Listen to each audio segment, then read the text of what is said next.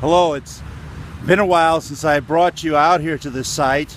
Those of you who have been paying attention to the blog, you may remember that last Advent I brought you out here to show you a building they were tearing down. And well, as you can tell, they've started to build a new building here. And you've also noticed some really huge construction cranes that are out here, and they're the reason that I brought you out here today, because I think the cranes can help us understand two verses in Galatians chapter 6. You know, in Galatians 6, in one verse, verse 2, St. Paul tells us to carry each other's burdens and so fulfill the law of Christ. But then in verse 5, he says that each one should carry his own load. And the verses seem to contradict each other. How can both be right? How can we carry each other's burdens and yet each one carry his own load? Well, the key is in understanding the difference between a load and a burden.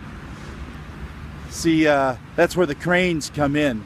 See, the purpose of these cranes is to carry things that are way too heavy for the men to carry themselves.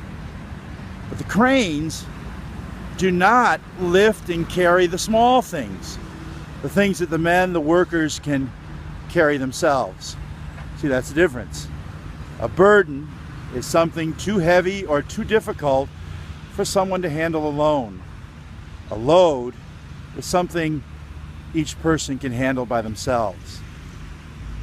See, St. Paul in Galatians 6 is answering the question, how do I know when helping is really helping? See, the answer to that lies in the difference between a burden and a load. See, because sometimes when we help, we're really doing more harm than good. Well, let me give you a couple of examples.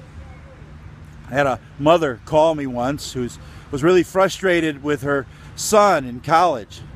I said, what's going on? And she said, well, he keeps getting in trouble. And so I call the school and I argue to get him out of trouble.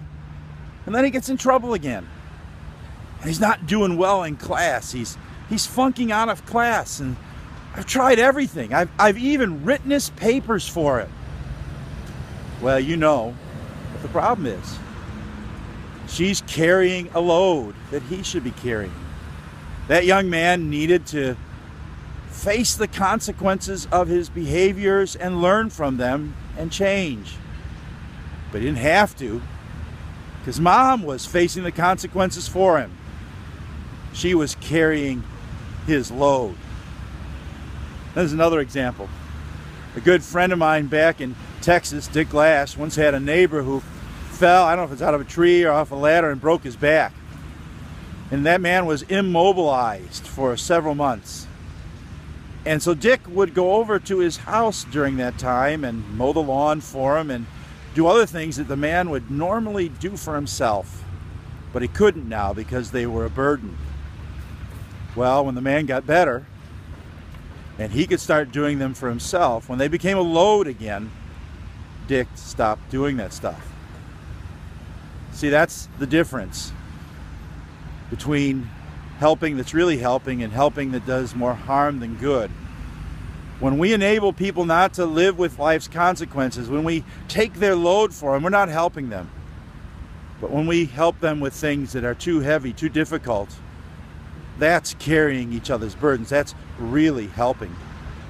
And that's what Jesus did for us, or does for us. St. Paul here says, carry one another's burdens and so fulfill the law of Christ. Well, Jesus, he does that for us. He allows us to carry our own load. He doesn't make our decisions for us and our choices for us. We're perfectly capable of making life's choices ourselves.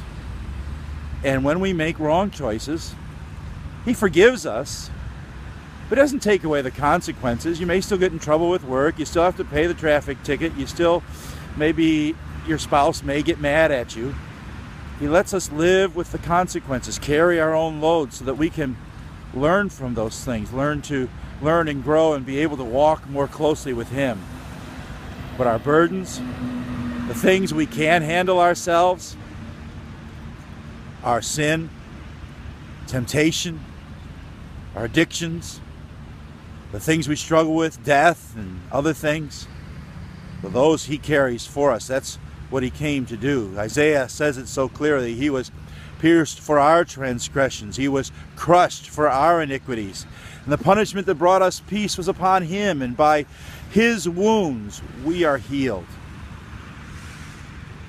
That's what Jesus did for us when he died on that cross. You know, that's also why he puts us in the church. Because he knows there are many burdens in our lives that come in different shapes and forms. And so he gives us to each other to care for, to listen, to talk things over, to hold each other accountable. He makes himself known in our lives through our fellow believers.